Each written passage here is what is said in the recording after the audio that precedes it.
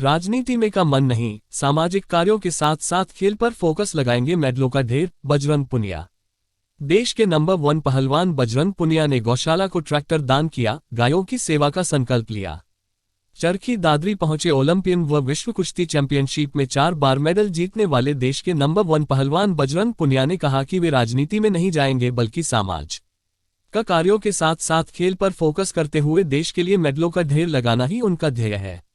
भविष्य में अपन मेहनत के बूते होने वाली अंतर्राष्ट्रीय स्पर्धाओं के साथ साथ ओलंपिक के लिए क्वालिफाई करने के लिए वे चोट के बाद फिर से अखाड़े में उतर आए हैं।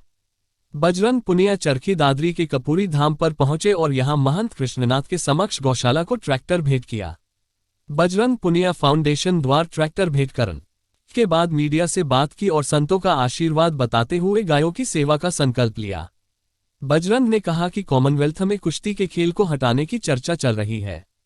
इसी मुद्दे को लेकर वे पिछले दिनों केंद्र या गृह मंत्री अमित शाह से भी मिले थे। अब उनका प्रयास रहेगा कि कॉमनवेल्थ में कुश्ती खेल शामिल रहे और युवाओं को आगे बढ़ने का फायदा मिले। कहा कि जिद करेंगे तो जीत अवश्य मिलेगी। ऐसे में युवाओं को नशे से दूरी बनाकर जिद करते हुए मेहनत करनी चाहिए। बजरंग ने मीडिया से बातचीत करते हुए कहा कि उसे चोट की चिंता नहीं थी बल्कि मेहनत के बूते देश के लिए मेडल जीतने की मंशा रही है।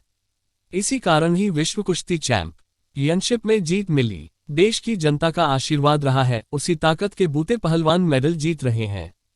कहा कि चोट लगने से खेलों में उतार चढ़ाव होते रहते हैं, पीछे मुड़कर नहीं देखा और मेहनत की है करते रहेंगे। चोट से उभरने के बाद मेडल जीतने के लिए मेहनत कर रहे हैं। भविष्य में मेडलों का ढेर लगाना उनका ध्येय है।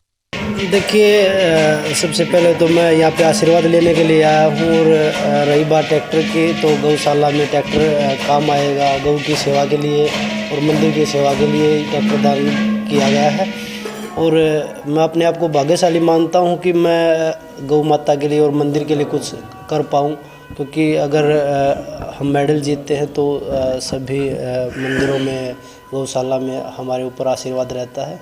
तो मेरा मानना है कि सभी को आगे आके मंदिर में, गौशाला में सभी ने आगे बढ़ चढ़ के हिस्सा लेना चाहिए ऐसे कार्यक्रम में। करने की लगता है? बिल्कुल लगता है, क्योंकि सभी का आशीर्वाद होता है। पहले भी घर पे भी हम गाय रखते हैं और गौ माता का भी, और मंदिरों में भी जाते हैं आशीर्वाद लेने के लिए महाराज जियों का।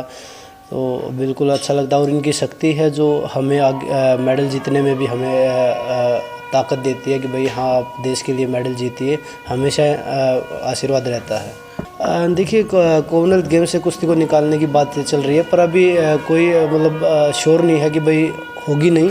अभी उस पर डिस्कस चल रहा है। तो वो चीज़ें जो जूरी होती है, जो कॉमनवेल्थ गेम्स की जूरी है, उन्हीं के हाथ में है, वो डिसाइड करेंगे।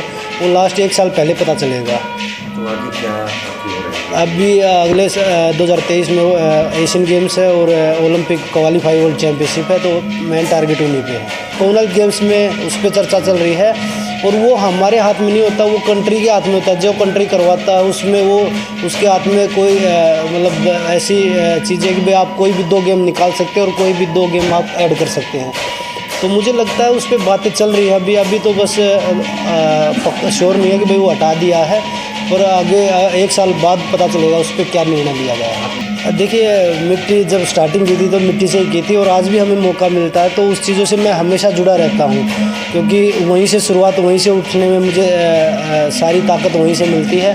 तो जब भी मुझे मौका मिलता है मिट्टी में ट्रेनिंग करने का, कुश्ती लड़ने का, तो मैं ज़रूर करता हूँ।